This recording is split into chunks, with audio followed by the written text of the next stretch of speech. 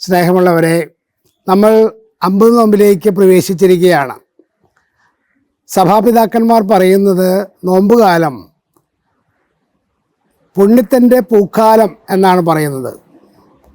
നോമ്പുകാലത്ത് കൂടുതൽ പുണ്യങ്ങൾ അഭ്യസിക്കാനും പാപങ്ങൾക്ക് പരിഹാരവും പ്രായശ്ചിത്തം ചെയ്യുവാനുള്ള ഒരു വലിയ അവസരമാണ് സഭാമാത നമുക്ക് തരുന്നത്. ഇന്ന് നമുക്ക് 2 ചിന്തകളാണ് ഇവിടെ പങ്കുവയ്ക്കാനുള്ളത്. ഒന്ന്, നമ്മുടെ വിശ്വാസ ജീവിതം. ആദിമാതാപിതാക്കൾ ഏദൻ തോട്ടത്തിൽ വെച്ച് ദൈവത്തിൻ്റെ കൽപ്പന ലംഘിച്ച് പാപം ചെയ്ത് ആ സൗഭാഗ്യം അവർ നഷ്ടപ്പെടുത്തി.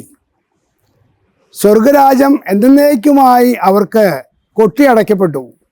എന്നാൽ ദൈവത്തിൻ്റെ കരുണയും ദൈവത്തിൻ്റെ സ്നേഹവും അവരെ വീണ്ടും സ്വർഗത്തിലേക്ക് കൊണ്ടുവരുവാൻ വേണ്ടി രക്ഷകനായ ഈശോ മിശിഹായെ ഈ ലോകത്തിലേക്ക് അയക്കുകയും രക്ഷാകർമ്മത്തിലൂടെ തൻ്റെ പീഡാസഹനവും കുരിശുമരണവും ഉത്ഥാനത്തിലൂടെയാണ് ഈശോ മിശിഹ ഈ നഷ്ടപ്പെട്ട സൗഭാഗ്യം സ്വർഗരാജ്യം വീണ്ടെടുക്കാനായിട്ട് ഇടയായത്.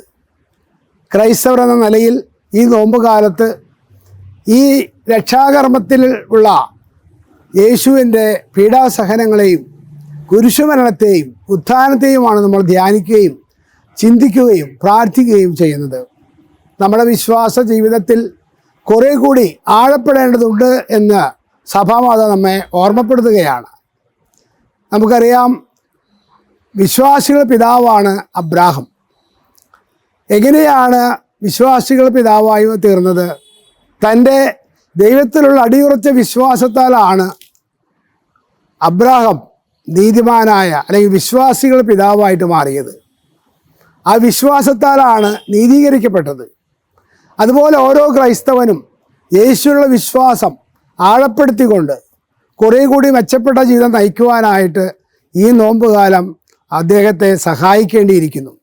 അതിനെ നമ്മൾ ജീവിതത്തിലുള്ള കുറവുകളെയും പോരായ്മകളെയും പരിഹരിക്കണം. മറ്റുള്ളവരെക്കുറിച്ചുള്ള അപവാദങ്ങളും അപഖ്യാതികളുമെല്ലാം ഉപേക്ഷിക്കുക. മറ്റുള്ളവരെക്കുറിച്ച് നല്ലത് പറയുവാൻ, മറ്റുള്ളവർ നന്മ കാണുവാനായിട്ട് നാം തയ്യാറാകണം. പൗലോസ്ലീഹ പറയുന്നുണ്ട്, നിങ്ങൾ മറ്റുള്ളവരെ നിങ്ങളെക്കാൾ ശ്രേഷ്ഠരായിട്ട് കരുതുക. വിശ്വാസം സജീവമാകണം.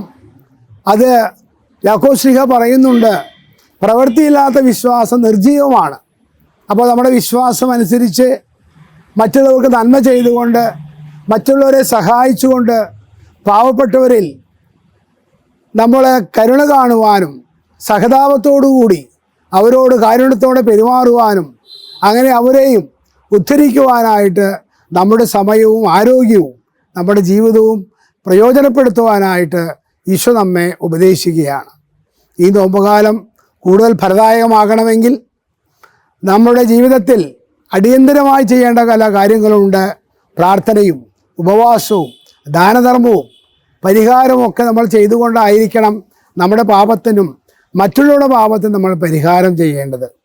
ഈശോ നമ്മെ രക്ഷിക്കുവാൻ വേണ്ടിയാണ് കുരിശുമരണത്തിലൂടെ കടന്നുപോയത്.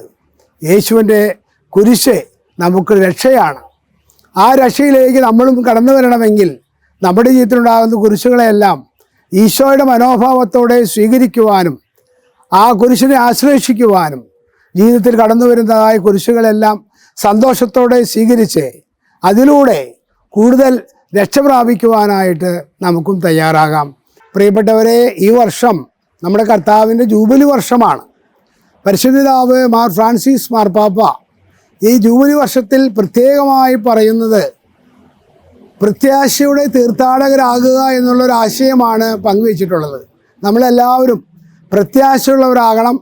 പ്രത്യാശയോടെ നിത്യജീവിതത്തിലേക്ക് തീർത്ഥാടകരായി എത്തിച്ചേരാനുള്ളവരാണ് എന്നുള്ള ബോധ്യത്തോടെ ആയിരിക്കണം നമ്മുടെ ജീവിതത്തെ നമ്മൾ ക്രമീകരിക്കേണ്ടത്.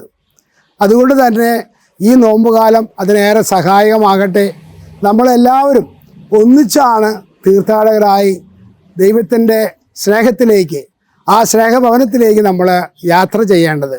അതുകൊണ്ട് തന്നെ പ്രത്യാശ കൈവിടിയാതെ ദൈവത്തിലുള്ള ആശ്രയബോധത്തോടും ദൈവപരിപാലനയിൽ ആശ്രയിച്ചുകൊണ്ടും നമുക്ക് മുന്നേറാം.